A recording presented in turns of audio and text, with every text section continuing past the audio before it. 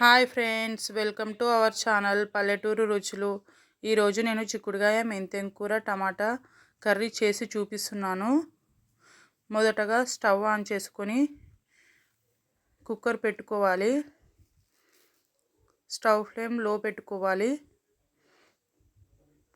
కుక్కర్లో అయితే తొందరగా అవుతుందని కుక్కర్లో వేసి చూపిస్తున్నాను.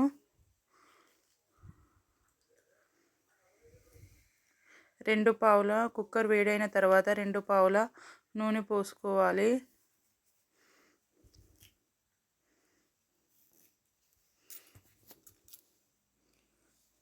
నూనె హీట్ అయిన తర్వాత కడిగి తురుముకున్న మెంతెం కూరను వేసుకోవాలి.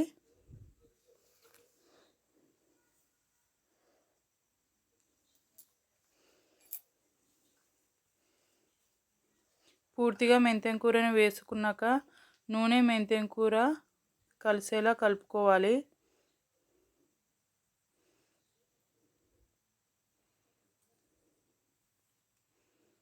నూనెలో మెంతెం కూర ఫ్రై అయితే చాలా బాగుంటుంది. మెంతెం కూర వేగకపోతే చేదుగా అవుతుందండి కర్రీ. అందుకనే ఇలా నూనెలో పూర్తిగా ఫ్రై అవ్వాలి మెంతెం కూర. అలా అయితేనే టేస్ట్ బాగుంటుంది. మెంతెం కూర గోలినట్టుగా స్మెల్ వస్తుంది. అప్పుడు కట్ చేసుకున్న ఆనియన్స్ వేసుకోవాలి. ఆనియన్స్ మెంతెం కూర కలిసేలా కలుపుకొని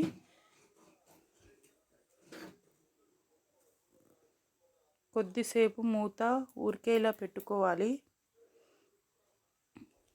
2 మినిట్స్ తర్వాత మూత తీసి చూస్తే ఆనియన్స్ మెంతెం కూర ఫ్రై అయినట్టు మనకు కనిపిస్తుంది. అలా ఆనియన్స్ మెంతెం కూర పూర్తిగా ఫ్రై అయినాక 1 టీ స్పూన్ అల్లం వెల్లుల్లి పేస్ట్ వేసుకోవాలి. అలా మెంతెం కూర ఆనియన్స్ ఫ్రై అయితేనే కర్రీ టేస్ట్ బాగుంటుంది. 1 పావు టీ స్పూన్ పసుపు వేసుకోవాలి. అల్లం వెల్లుల్లి పేస్ట్, పసుపు కలిసేలా కలుపుకోవాలి.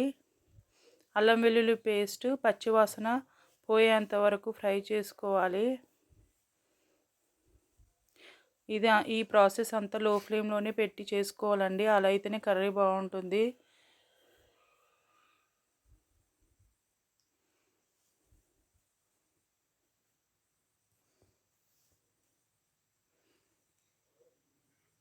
అల్లం వెల్లుల్లి పేస్ట్ పూర్తిగా ఫ్రై అయిన తర్వాత చిక్కుడుగాయను వేసుకోవాలి.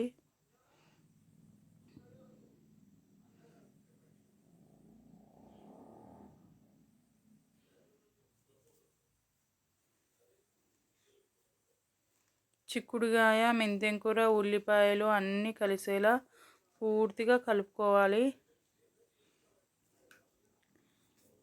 లో ఫ్లేమ్లో పెట్టుకొని కలుపుకోవాలండి.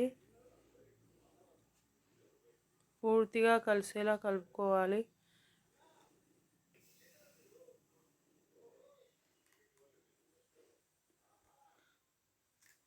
కుక్కర్లో వేస్తే కర్రీ తొందరగా అవుతుంది. ప్రొద్దున్న పిల్లలకి స్కూల్ టైం తొందరగా అవుతుంది కాబట్టి కుక్కర్లో వేసుకుంటే చాలా బాగుంటుంది కర్రీ. మనకు కూడా టైం సేవ్ అవుతుంది. అలా పూర్తిగా కలిసేలా కలుపుకొని 1.5 టీ స్పూన్ కారం వేసుకోవాలి. కారం ఎంత వేసుకున్నామో సాల్ట్ కూడా అంత వేసుకోవాలండి. 1.5 టీ స్పూన్ సాల్ట్ వేసుకోవాలి.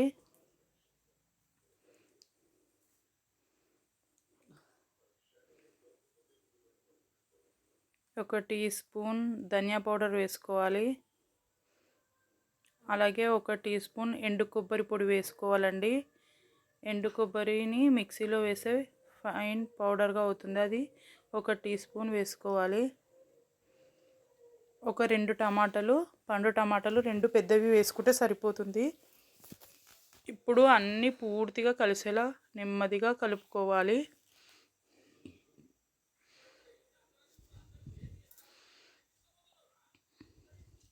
ఇలా చక్కగా కలుపుకోవాలి.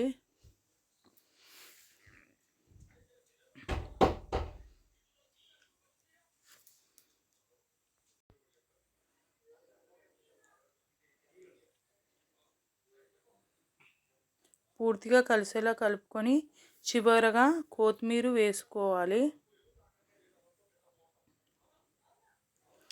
కొత్తిమీర వేసుకొని కుక్కర్ మూత పెట్టేసుకోవాలండి.